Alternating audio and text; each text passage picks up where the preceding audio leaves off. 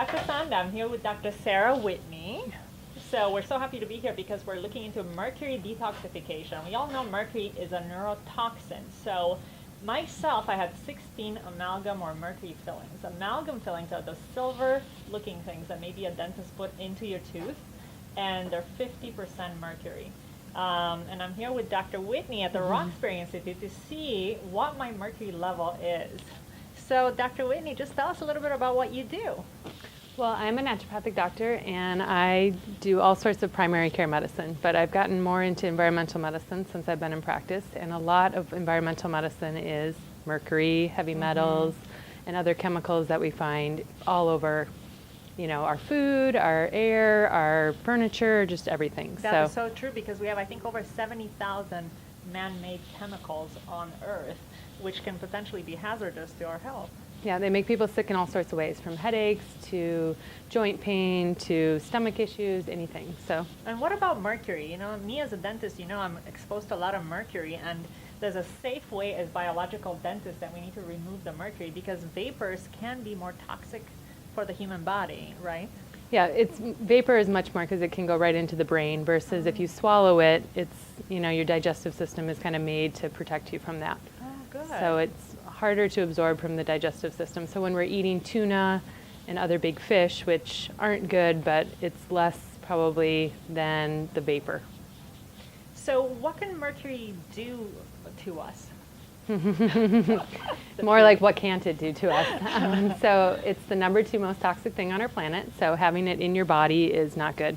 Mostly, like you said, it's a neurotoxin. So our nerves control everything in our body. So people can have symptoms kind of wherever they're genetically susceptible. Although the biggest thing I hear is brain fog. So when people start to feel like they're missing words, they can't come up with words fast enough, their memory is slipping, everyone likes to just chalk it up to age. But usually if you do some chelation, you clean out the metals, you'll see that stuff come back. And is it easy to get it out of our system naturally? Maybe with some cilantro? I heard some people doing cilantro and things like that, or no? Is it like easier to do it through chelation?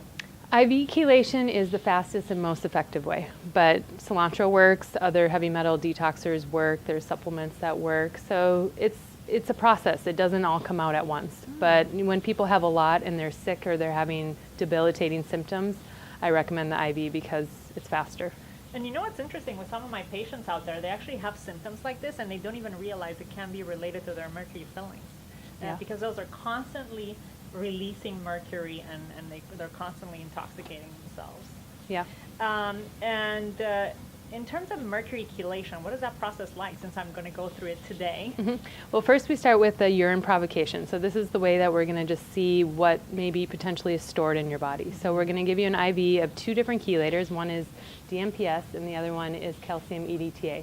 These are given by IV separately, back to back. And then we also, the most important thing we give is the glutathione.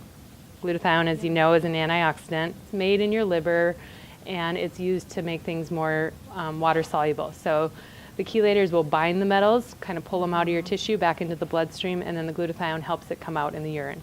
Then we'll test your urine to see what metals are in there. So it'll look for arsenic, aluminum, lead, mercury, cadmium, a bunch of metals that are toxic. And what we see is what comes out. So we only know what you release. Okay. So we don't really get an idea how much is stored, but we can tell if you release a lot, there's probably a lot more. So there's no real good test to see what's stored in you, but we can kind of see what comes out, and that gives us a good idea if you need more, and it also helps us see if you respond well to the chelators. Awesome. I think I'm ready to go. Let's do it. Let's do it.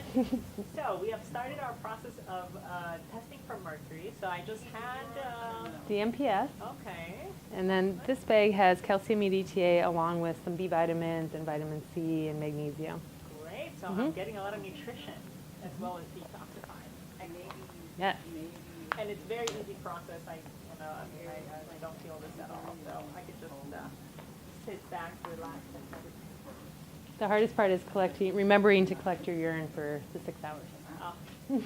Coming up next. We'll follow you around. So here we are, about 40 minutes later or so. I had my chelation, I had my vitamins, I had my antioxidants. So now what's next? So now we're going to collect urine for 6 hours. Well, 6 hours from when we started. So Okay. Anytime you have to go, you just collect in here, Okay.